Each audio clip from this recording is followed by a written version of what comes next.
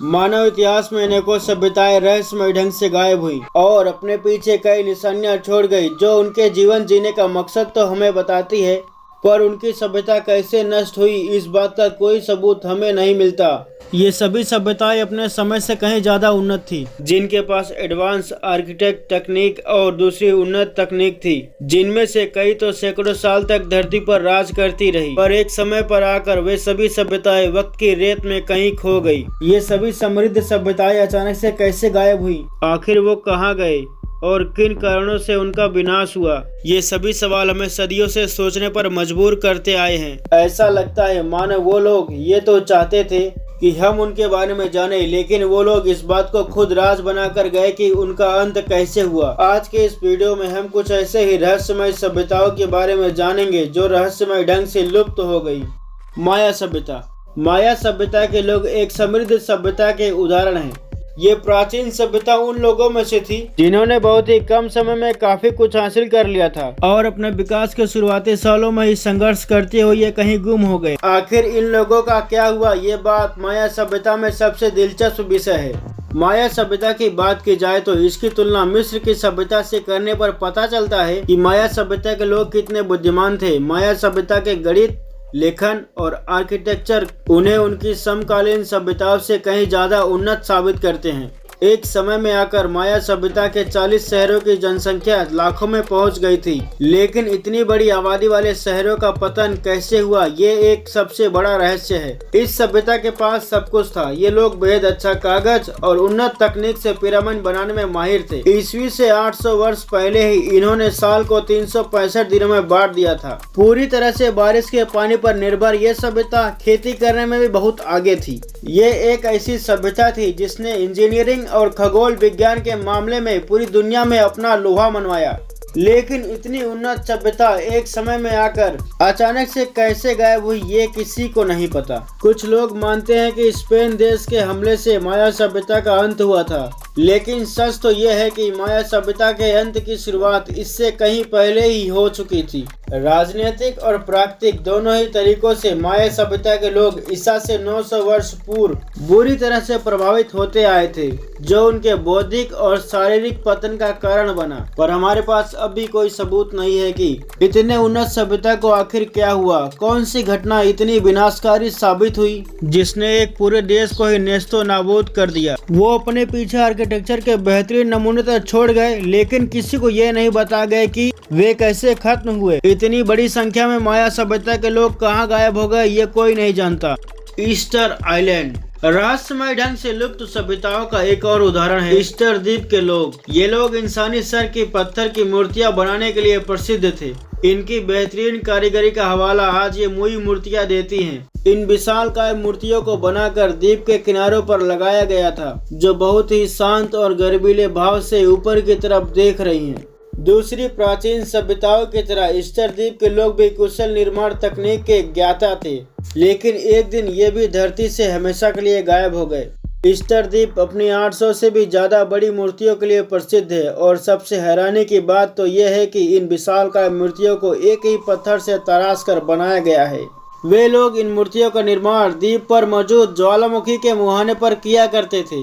खोजकर्ता काफी हद तक इन मूर्तियों को बनाने की तकनीक और उद्देश्य को जान पाने में सफल हुए हैं, लेकिन इतनी उन्नत तकनीक जानने वाले लोग एकदम से इस टापू से कहां गायब हो गए, ये इस सभ्यता का सबसे बड़ा रहस्य है। कुछ अनुसंधानकर्ताओं ने सुझाया कि वे लोग इस द्वीप पर मौजूद सभी साधनों का उपयोग करने के बाद किसी दूसरी जगह पर चले गए, लेकिन अगर ऐसा होता तो वे लोग हमें कहीं और क्यों नहीं मिले।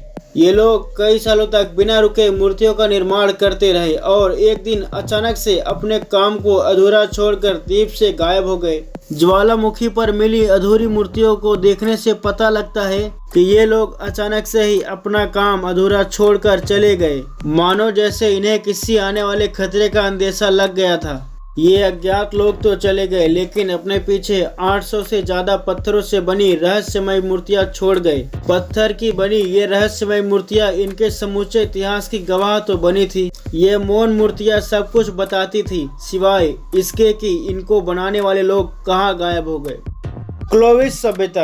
अमेरिकन उपमहाद्वीप में प्रवेश करने वाले पहले लोगों को पैलियो इंडियन कहा जाता है। ऐसी ही एक पहली इंडियन सभ्यता थी क्लोविस सभ्यता। 1936 से 1938 के बीच पहली बार उत्तरी अमेरिका में इनके अवशेष मिले थे। पता चला कि ये उत्तर और मध्य अमेरिका में रहा करते थे। यह सभ्यता इतिहास से पूर्व की सभ्यता है, इसलिए इनके बारे में ज्यादा जानकारी नहीं मिलती। इस सभ्यता को लेकर कई रहस्य आज भी कायम है। पहला सवाल ये उठता है, क्या ये उत्तरी अमेरिका में जाकर बसने वाले पहले एशियाई लोग थे? दूसरा ये कि ये लोग यहाँ से क्यों और कहाँ चले गए? क्लोविस सभ्यता के लोग पत्थरों से बने हथियारों का इस्तेमाल किया करते थे। उनकी गुजर बसर खास तौर पर शिकार से होती थी। ये लोग मेमंत जैसे विशालकाय जानवर का शिकार करने में भी माहिर थे। इनके मिले अवशेषों की कार्बन डेटिंग करने से पता चलता है ये लोग यहाँ 13,500 से 12,900 साल पहले रहा करते थे। ये अमेरिका आने वाले सबसे पहले इंसान थे या इनसे पहले भी कोई अमेरिका आया था? ये भी एक बड़ा सवाल है।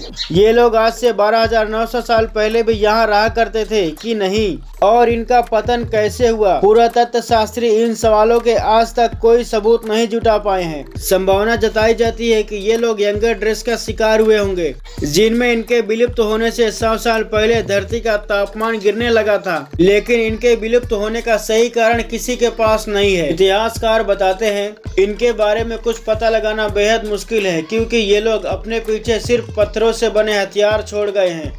सिंधु घाटी सभ्यता भारतीय सभ्यता के इतिहास में सबसे बड़े और सबसे अनसुलझे रहस्यों में से एक यह है कि प्राचीन काल की सबसे प्रगतिशील सभ्यता, इसे हड़प्पा के नाम से जाना जाता है, आखिर उसका पतन कैसे हुआ और 1700 ईसा पूर्व में उसके उजड़ जाने के बाद उसके लोग कहां गए? आखिर क्या हुआ उनके साथ? हड़प्पा व सिंधु घाटी सभ्यता लगभग 3300 ईसा पूर्व से 1300 ईसा पूर्व तक सिंधु घाटी नदी के किनारे हुआ करती थी। उस सभ्यता के लोगों को योजनाबद्ध तरीके से बड़े बड़े शहर बनाने में महारत हासिल थी, जबकि बाकी दुनिया खाना जुटाना सीख रही थी। तब यहाँ के लोग अद्भुत से अद्भुत घर और सड़क और विशालकाय हॉल जैसे कच्छ बना रहे थे। निर्माण सामग्री में ये लोग पत्थरों की जगह पर ईंटों का इस्तेमाल किया करते थे, जिससे वे एक समान इमारतों का निर्माण कर पा रहे थे। परंतु ईंट पत्थरों की तरह समय की मार को नहीं झेल सकती और इसीलिए ये सभ्यता कहीं खो गई। मगर रहस्य ये है कि ये हुआ कैसे। कुछ लोग का मानना है कि सिंधु नदी में बाढ़ आ जाने की वजह से